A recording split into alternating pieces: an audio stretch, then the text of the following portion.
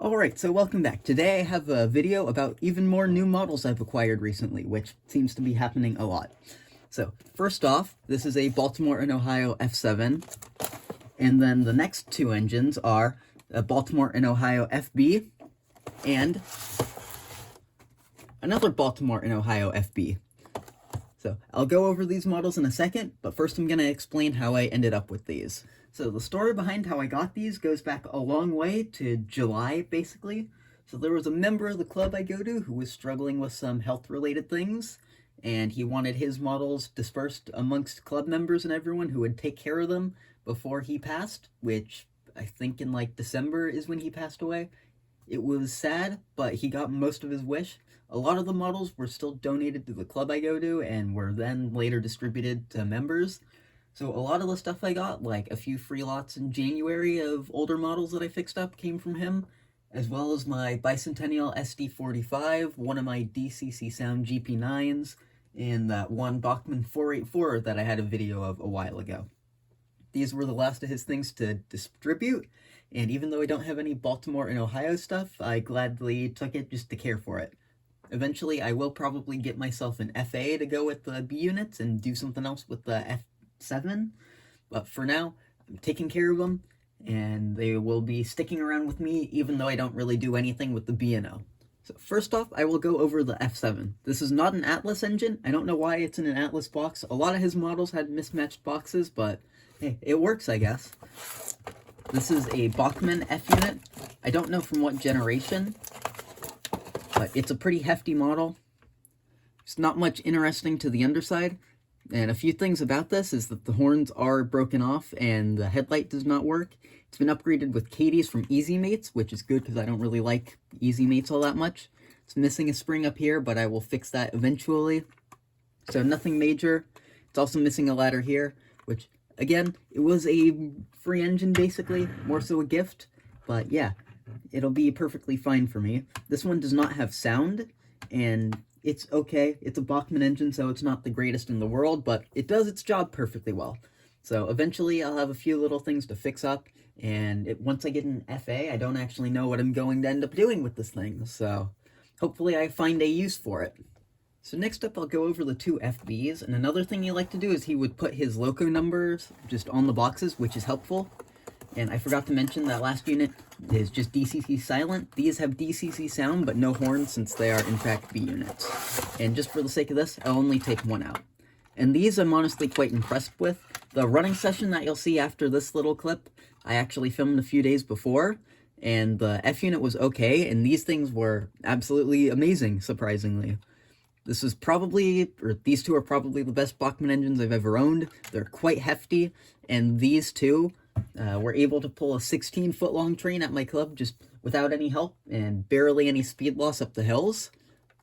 So that is a very good thing, and quite good models, honestly, which is why I want to get an FA to go with these things, because that would be a monster set. And the reason I only run 16-foot-long trains is that's just how the length limit of the club I go to is. So it's the max limit we could run there, and they did that perfectly well, and that's the longest trains I'll ever be running. So they work perfectly fine. The only thing I don't like about them, this one's got a or not, it doesn't. I thought it had a Katie on one end. They've just got Easy Mates. They've got the sprung kind, but yeah, I don't like Easy Mates. Eventually, once I get more Katie's, I'll probably swap these out along with a lot of other things. But for now, the Easy Mates on these things seem to work and might fail at some point, but hey, they are perfectly fine. So now I'll go take this thing out, and we will go just get some running session clips of this thing. And this time, since it was quiet enough, you can actually have just the sound of the train running and no music. So I will put all this stuff away, and then I will get to the clips of the stuff from a few days ago.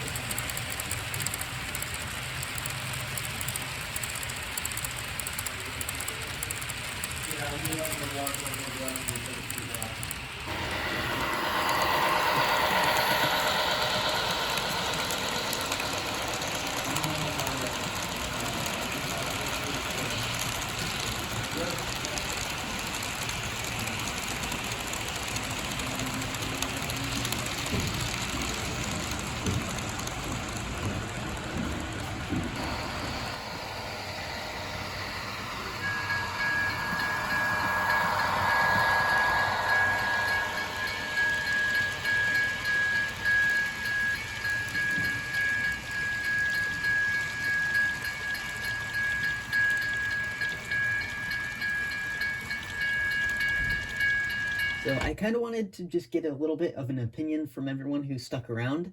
So these I obviously got from that one guy who passed away a while ago, and he said he wanted his models to be used and not just sitting unused, not seen by anyone, just in a garage.